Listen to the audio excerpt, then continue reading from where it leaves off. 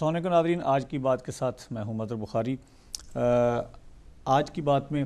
ہم گفتگو کریں گے پاکستان کی تازہ ترین صورتحال پہ۔ سب سے پہلے تو میں انتہائی مذمت کرنا چاہوں گا جو آج صبح سویرے پاکستان میں 4 سدہ شب قدر کے مقام پہ جو 2 خودکش بم دھماکے ہوئے، جس میں 80 سے زائد لوگ جو ہیں وہ شہید ہوئے اور 125 سے زائد لوگ جو ہیں وہ شدید زخمی ہیں۔ ظاہر ہے یہ ایک وبا جو چل رہی ہے، ابھی تک اس کے اوپر کنٹرول نہیں پایا گیا۔ اسامہ بن لادن زندہ تھا تب بھی یہ بم دھماکے ہو رہے تھے۔ اسامہ بن لادن اب اس دنیا میں نہیں رہا، پھر بھی یہ سلسلہ جاری ہے۔ یہ اسامہ بن لادن کی ہلاکت کا رد عمل ہم اگر کہیں تو میں نہیں سمجھتا کہ اس کو ہم رد عمل کہہ سکتے، کیونکہ یہ تو جس طرح سے چل رہا تھا سلسلہ اسی طرح سے چل رہا ہے۔ یہ نہ کبھی تھما تھا اور نہ ہی اس کے ابھی تک کوئی تھمنے کے ہمیں آثار نظر آ رہے ہیں۔ گو کہ امریکہ بہادر نے یہ عندیہ دے دیا کہ اب وہ جولائی میں نیٹو فورسز جو ہیں وہ اپنا انخلاء جو ہے وہ شروع کر دیں گے افغانستان سے، یعنی انہوں نے اب کمبل سے جان چھڑا لیا ہے، لیکن یہ کمبل جو ہمارے اوپر ڈال دیا گیا ہے اس سے ہماری جان کب چھوٹے گی اس کا کسی کو کوئی اندازہ نہیں ہے۔ بہرحال ہماری ہمدردیاں ان لوگوں کے ساتھ، ان لواحقین کے ساتھ جن کے پیارے آج ان کے ساتھ نہیں رہے۔ وہ جوان جو اپنی ٹریننگ مکمل کر کے کانسٹیبلری کے وہ جوان، ظاہر امیدیں ہوتی ہیں والدین کی، یہ جو جوان بچے جو آج وہاں پہ شہید ہوئے، ماں باپ نے ان کو پتہ نہیں کتنی محنت مزدوری کتنی مشقت کے بعد ان بچوں کو پڑھایا لکھایا اور پھر ان کو نوکری ملی، تو یہ والدین کا ایک سہارا ہوتا ہے بڑھاپے کا، اور ان کی امیدیں جو ہیں وہ ایک رود روشن کی طرح ان کے سامنے آتی ہیں جب بچے جو ہیں وہ اچھی جاب پہ لگ جاتے ہیں۔ لیکن ایسے وقت میں جب وہ اپنی ٹریننگ مکمل کر کے چھٹیاں گزارنے کے لیے اپنے ماں باپ کے پاس جا رہے تھے، اپنے ماں باپ کو خوشخبری دینے جا رہے تھے کہ اب وہ باقاعدہ ماں باپ کا سہارا بن چکے ہیں، تو ایسے وقت میں ان لوگوں کو شہید کیا گیا۔ پتہ نہیں ان ماؤں کے اوپر کیا گزری ہوگی، ان بہنوں کے اوپر کیا گزری ہوگی جن کے جوان بھائیوں کی لاشیں آج ان کے گھر میں پہنچی ہوں گی، ان ماؤں کے اوپر کیا گزری ہوگی جن کے جوان بیٹوں کی لاشیں آج ان کے آنکھوں کے سامنے پڑی ہوں گی۔ بہرحال ہم سوائے ان مرحومین کے لیے دعا کر سکتے ہیں اور ان لواحقین کے لیے ہمدردی کے 2 بول بول سکتے ہیں، اس کے سوا ہم یہاں بیٹھ کے کم از کم اور کچھ نہیں کر سکتے۔ بلکہ جو لوگ وہاں ہیں وہ بیچارے بالکل ہی کچھ نہیں کر سکتے۔ جو پارلیمنٹ میں بیٹھے ہیں وہ ہم سے بھی زیادہ بیچارے ہیں، وہ اس قدر بیچارے ہیں کہ نہ وہ کچھ بول سکتے ہیں، نہ وہ کچھ سن سکتے ہیں، نہ وہ کچھ دیکھ سکتے ہیں۔ انہوں نے دانستہ طور پہ اپنی زبان بھی بند کی ہوئی ہے، انہوں نے دانستہ طور پہ اپنی آنکھیں بھی بند کی ہوئی ہیں، انہوں نے دانستہ طور پہ اپنے کان بھی بند کیے ہوئے ہیں، یا پھر یوں کہہ لیجئے کہ ان کے کان، ان کی آنکھیں اور ان کی زبان جو ہے وہ باقاعدہ طور پہ بند کروا دی گئی ہے۔ اس کے پیچھے کیا عوامل ہیں، کون لوگ ہیں جنہوں نے ہمارے پارلیمنٹیرین کو، ہمارے سربراہان مملکت کو، جن کے اوپر بہت سارا تکیہ ہوتا ہے، پوری قوم آنکھیں لگا کے جن کو دیکھ رہی ہوتی ہے، وہ لوگ گونگے بہرے اگر بن گئے ہیں تو کیوں بن گئے ہیں؟ اسامہ بن لادن اس دنیا سے جاتا ہے، پوری دنیا میں ایک شور و غوغا ہوتا ہے، پوری دنیا کا میڈیا، جس ملک میں ہم بیٹھے ہیں، یو کے میں ہم بیٹھے ہیں، ہم یورپ میں بیٹھے ہیں، ہم امریکہ میں بیٹھے ہیں، ان لوگوں کی نظروں کے تیر جو ہیں وہ ہمارے اوپر چلتے ہیں جب ہم ان کے پاس سے گزرتے ہیں، کیونکہ اسامہ بن لادن پاکستان سے پکڑا گیا، پاکستان میں اس کو آ کے مارا گیا۔ ہمیں وہ جب دیکھتے ہیں تو حیرت زدہ نظروں سے دیکھتے ہیں کہ یہ کیسی قوم ہے کہ جو دنیا کے سب سے بڑے ٹیررسٹ ہیں ان کو انہوں نے پناہ دے رکھی ہے۔ لیکن جب پورے پاکستانی قوم کی جگ ہنسائی ہو رہی تھی، ہمارے حکمران بالکل اپنی آنکھیں بند کر کے، اپنی زبان بند کر کے، اپنے کان بند کر کے، گونگے بہرے بن کے اپنے اپنے محلوں میں بیٹھے ہوئے تھے، اور کوئی فکر نہیں تھی کہ قوم کو کون سہارا دے گا۔ لیکن ہماری قوم جو 1947 سے کے بعد سے لے کے اب تک ہر دور میں پستی رہی ہے، ہر دور میں جبر و تشدد برداشت کرتی رہی ہے، کبھی اپنوں کا کبھی بیگانوں کا۔ ایک بار پھر ہم وہی تھپیڑے کھانے پہ مجبور ہیں، وہ تھپیڑے اپنوں کے بھی ہیں، وہ بیگانوں کے بھی ہیں۔ آج کے دن یہ سب سے بڑی خبر تھی کہ پارلیمنٹ کے ان کیمرہ سیشن میں پہلی بار ہمارے سیکورٹی فورسز کے جو سربراہان ہیں وہ ہمارے پارلیمنٹیرینز کو جا کے جواب دیں گے کہ اسامہ بن لادن کی موجودگی یہاں پہ تھی تو کیوں تھی، امریکہ بہادر نے آ کے اسامہ بن لادن کو ہلاک کیا تو کیوں کیا اور کیسے کیا اور ہماری ایجنسیز کو پتہ کیوں نہیں چلا؟ بہرحال ایجنسیز کے لوگ گئے پارلیمنٹرین کے سامنے جا کے پیش ہوئے اور انہوں نے دیدہ دلیری سے اپنی ناکامی کو قبول کیا. اس لیے دیدہ دلیری سے کہ ان کو پتہ تھا کہ یہ جو سامنے 300-350 لوگ بیٹھے ہیں ان میں کسی میں جرت نہیں ہے جو کھڑا ہو کے ہم سے پوچھ سکے کہ تم لوگ سو رہے تھے، تم لوگ رات کی تاریکی میں کہاں تھے، کیا کر رہے تھے، کیوں اتنا بڑا ہیپن ہوا. پوری قوم کی اگر جگ ہنسائی ہو رہی ہے تو آپ لوگوں کی وجہ سے ہو رہی ہے. یہ جو 80% بجٹ آپ لوگ کھا رہے ہیں ملک کا، جس کی وجہ سے ہمارے بچے جو ہیں وہ اچھی تعلیم حاصل کرنے سے قاصر ہیں، ہمارے بوڑھے ماں باپ اچھے علاج سے محروم ہیں، ہمارے ہاسپٹل ویران پڑے ہیں، ہماری یونیورسٹیز ویران پڑی ہیں، بجٹ نہیں ہے، کتابیں نہیں ہیں، ہماری ٹرانسپورٹ کا کوئی حال نہیں ہے، ملک میں مہنگائی کا دور ہے. یہ جو عوام پس رہی ہے، لوڈ شیڈنگ ہے، اس لیے کہ ہمارے پاس پیسے نہیں ہیں کہ ہم نئے ڈیم لگا سکے، ہم الیکٹریسٹی پیدا کر سکے، اس لیے کہ 80% بجٹ جو ہے یہ ہم آپ کو دے رہے ہیں، آپ لوگ کھا رہے ہیں. آپ لوگ بڑے بڑے محلوں میں رہتے ہیں، ایک ایک افسر کے نیچے 100 ملازم، 10 گاڑیاں، وہ پوش لائف آپ لوگ گزار رہے ہیں. لیکن کسی پارلیمنٹرین میں یہ جرت نہیں تھی، اس لیے کہ یہ سارے پارلیمنٹرین کبھی نہ کبھی جی ایچ کیو میں ان کے مہمان ہوتے ہیں، اور جب یہ پھر ان کے مہمان ہوتے ہیں تو پھر جو ان کے سوالات ہوتے ہیں ان کے جوابات ان پارلیمنٹرین کے پاس نہیں ہوتے. اس لیے یہ چور اور چوکیدار والا کھیل تھا جو آج کھیلا گیا ان کیمرہ سیشن میں. پتہ نہیں یہ جو بڑکوں کی آوازیں باہر تک آئیں وہ بڑکیں جھوٹی تھیں یا سچی تھیں، کیونکہ اس سے پہلے بھی چودھری نثار علی خان صاحب نے ایک بڑک ماری تھی پارلیمنٹ میں کھڑے ہو کے، لیکن اس کے دوسرے ہی دن بعد پنجاب کے شیر جناب میاں شہباز شریف صاحب کو جی ایچ کو جانا پڑا، اور سمجھدار لوگ سمجھ گئے کہ یہ چودھری نثار علی خان صاحب کی طرف سے جو غلطی ہوئی تھی اس کی تلافی کرنے کے لیے میاں صاحب کو جانا پڑا. اور پتہ نہیں اگر آج خواجہ سعد رفیق صاحب تھوڑا اونچا بولے ہیں یا چودھری نثار علی خان صاحب اونچا بولے ہیں تو میاں برادران جنگوں کے میاں نواز شریف صاحب نے آج صاف کہہ دیا کہ آئندہ شہباز شریف میری مرضی کے بغیر کسی فوجی حکمران کو جا کے، کسی فوجی سربراہ کو جا کے، کسی فوجی جنرل کو جا کے نہیں ملے گا. یعنی اب اگر شہباز شریف صاحب جائیں گے تو وہ میاں صاحب کا پیغام لے کے جائیں گے. پہلے شہباز شریف صاحب اپنی مرضی سے جاتے تھے، یا آج میاں صاحب کے اس بیان سے سامنے آیا. گفتگو آج ہم کریں گے، میرے ساتھ 2 انتہائی معزز مہمان، اور میری کوشش یہ ہوتی ہے کہ کیونکہ یہاں پہ جو مہمان ہوتے ہیں وہ سارے محب وطن پاکستانی ہیں، اوورسیز پاکستانی ہیں، اور وہ کسی بھی پروفیشن سے تعلق رکھتے ہوں، لیکن ہم یہاں پہ جب بیٹھتے ہیں تو ہم ایز اے اوورسیز پاکستانی، ہمارے دل جو ہیں وہ آپ لوگوں سے بھی زیادہ لہو روتے ہیں، اس لیے کہ ہم بھی پاکستان سے اتنی محبت کرتے ہیں جتنی آپ پاکستان میں بیٹھ کے پاکستان سے محبت کرتے ہیں. میرے ساتھ سابق سینئر سول جج اور میرے انتہائی محترم بہت اچھے تجزیہ نگار جناب مشتاق احمد شیخ صاحب. شیخ صاحب بہت شکریہ آپ تشریف لائے. ان کے ساتھ ممتاز صحافی اور تجزیہ نگار، اکثر ان کو آپ دیکھتے رہتے ہیں، سنتے رہتے ہیں، جناب وسیم الطاف خواجہ صاحب. بہت شکریہ. معذرت کے ساتھ میرے تھوڑے سے شاید جذباتی الفاظ میرے منہ سے نکل رہے تھے، لیکن جو سچ ہے وہ چاہتے ہوئے بھی ہم نہیں چھپا سکتے. میں شیخ صاحب آپ کی طرف آؤں گا، لیکن ٹیلی فون لائن پہ میرے ساتھ چودھری اورنگزیب صاحب ہمارے ساتھی اینکر تھے پہلے یا آج کل پاکستان میں، تو ہم ان سے پوچھتے ہیں کہ پاکستان کے حالات کیسے ہیں. جی السلام علیکم اورنگزیب چودھری صاحب.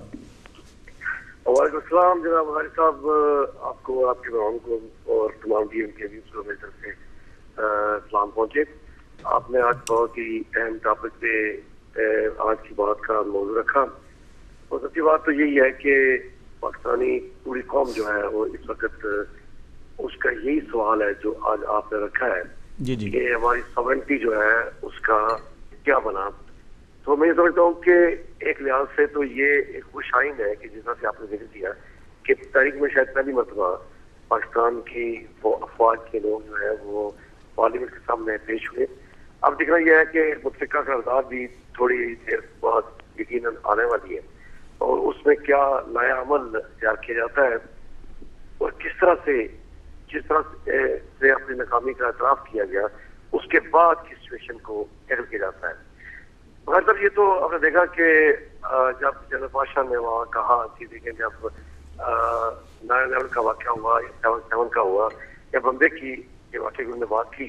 کہ ان واقعات کے بعد ان ممالک کی جو افواج تھی، ادارے تھے، ان کو کس نے تنقید کا نشانی بنایا. لیکن پاکستان میں ایسا ہو رہا ہے.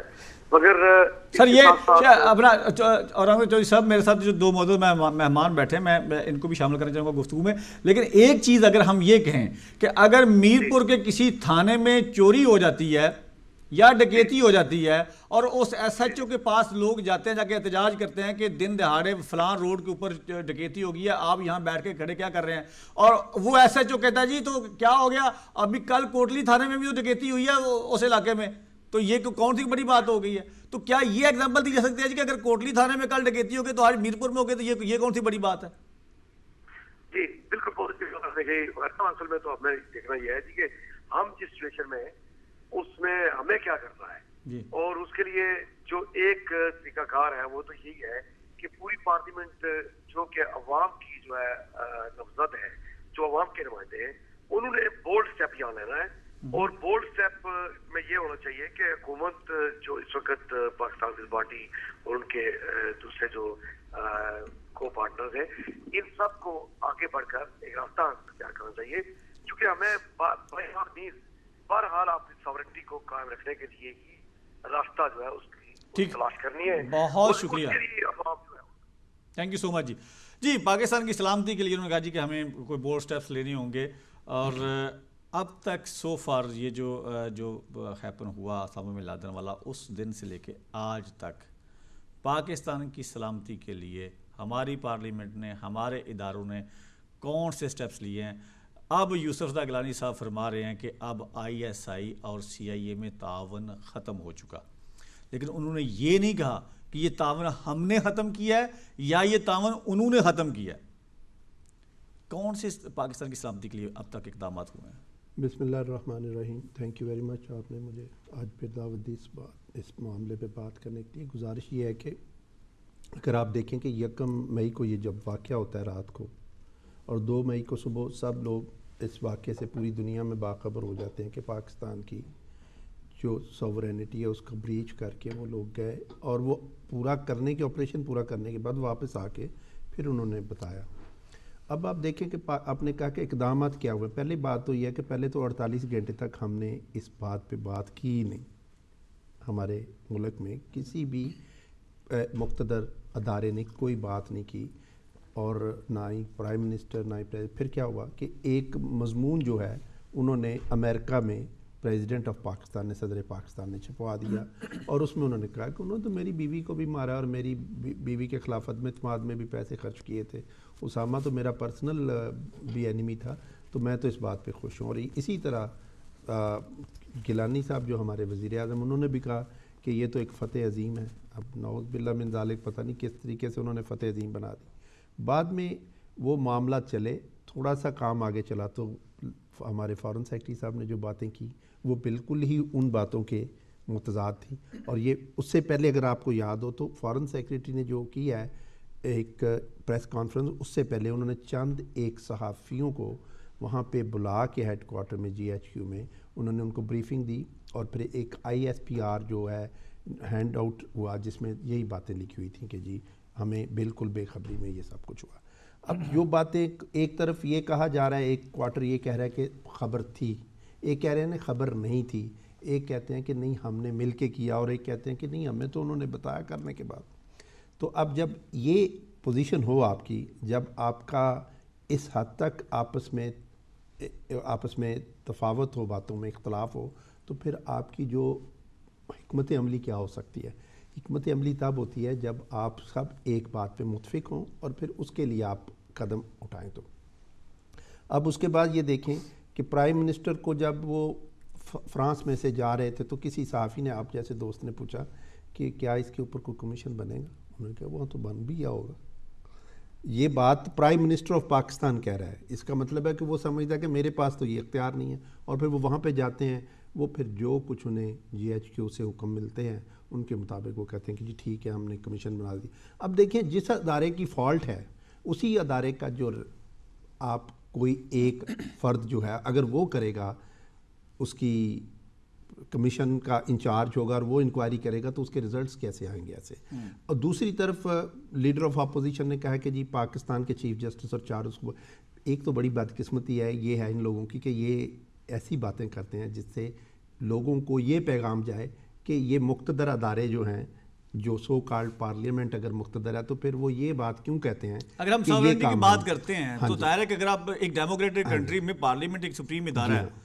اس کی بجائے اگر یہ ہوتا کہ ہاں بھائی جو کتنے لوگ ہیں پاکستان میں، کیا نہیں ہے؟ میں سمجھتا ہوں کہ پاکستان میں محب وطن بہت سارے ہیں، اور میں نے اس روز بھی آپ کے ایک پروگرام میں عرض کیا تھا کہ ایک ایسا کمیشن بنایا جائے جو پوری قوم کا نمائندہ ہو، یعنی کہ اس میں ججز ہوں، ریٹائرڈ ججز ہوں، جن کو یہ اب ڈر نہ ہو کہ ہماری نوکری رہے گی یا نہیں رہے گی، اور کوئی ریٹائرڈ جو دیانتدار آفیسر ہوں، ایک آدھ وہ ہو۔ اسی طرح جو آپ کے سیاستدان ہیں جو آؤٹ آف پارلیمنٹ ہیں، ان میں سے بھی ایک دو لیں، اور پھر پارلیمنٹ میں جو ہیں ان میں سے بھی نمائندے لیں۔ اس طرح 15 یا 20 لوگوں کا کمیشن بٹھا کے ان کو یہ کہیں کہ یہ بات ہے، اور اس کے اوپر پوری طرح اپنا تحقیق کرنے کے بعد اس کی رپورٹ دیں اور وہ قوم کے سامنے پیش کریں۔ پارلیمنٹ میں جو کچھ آج کیا انہوں نے، یہ تو جو کچھ ہم 12 دنوں میں سن چکے تھے، بالکل وہی باتیں کی انہوں نے۔ اور ایک بات کا اضافہ جو ہوا وہ میں آپ نے بھی شاید سنا ہو، انہوں نے کہا کہ ہمارا ایک شمسی ایئر بیس ہے جو دبئی آپریٹ کرتا ہے۔ بھائی دبئی کیوں آپریٹ کرتا ہے؟ ایکچولی وہ دبئی نہیں آپریٹ کرتا جناب، وہ مشرف نے امریکنز کو دیا تھا اور وہ امریکن آپریٹ کرتے ہیں۔ یہ جو آپ کے اب آپ کا چیف آف ایئر سٹاف وہاں پہ کہہ رہا ہے کہ جی ہم گرا سکتے ہیں ڈرون اگر آپ ہمیں حکم دیں۔ بھائی اب آپ حکم مانگ رہے ہو، اجازت مانگ رہے ہو، جب آج سے 4 یا 6 سال پہلے یہ حکمران نہیں تھے، جو تو آئے صرف امریکہ کی مرضی سے ہیں، تو اس وقت کیوں نہیں آپ نے روکے؟ جبکہ آپ ہی سیاہ و سفید کے مالک تھے، chief of army staff was the president. اب یہ ساری باتیں اس چیز کی نشاندہی کرتے ہیں کہ یہ ایک وائٹ واش ہے۔ اور ایک آپ نے کل دیکھا ہوگا کہ اسلام آباد میں ایک پاکستانی محبان وطن کا ایک انہوں نے گیدرنگ کٹھی کی، اور انہوں نے کہا کہ فوج خدا را سیکریٹ کاؤز نہ بنائیں۔ یہ جو مقدس گائے ہیں، اگر یہ مقدس گائے رہیں گی تو پاکستان کے عام آدمی کی زندگی کبھی بہتر نہیں ہو سکتی۔ ہمیں تمام مقدس گائیوں کو اللہ کے نام پہ ذبح کر دینا ہے، صرف اللہ کے نام پہ کام کریں۔ الحب للہ والبغض للہ۔ ہر شخص پاکستان کے لیے اگر سوچتا ہے تو اس بات کو بھول جائے کہ اور جو جن اداروں کی جو حدود و قیود ہے ان کو ان حدود و قیود میں رہ کر کام کرنے دیا جائے۔ یہ نہ کہ کسی کو سر پہ سوار کر لیا، کسی کو اٹھا کے سر پہ پھینک دیا، ایسا نہیں ہونا چاہیے۔ اداروں کے جو ہمارے آئین میں جو ان کے ذمے جو کام ہے ان سے وہ کام لیے جائیں۔ وسیم خالد صاحب سے گفتگو ہوگی جی، لیکن ایک چھوٹے سے وقفے کے بعد۔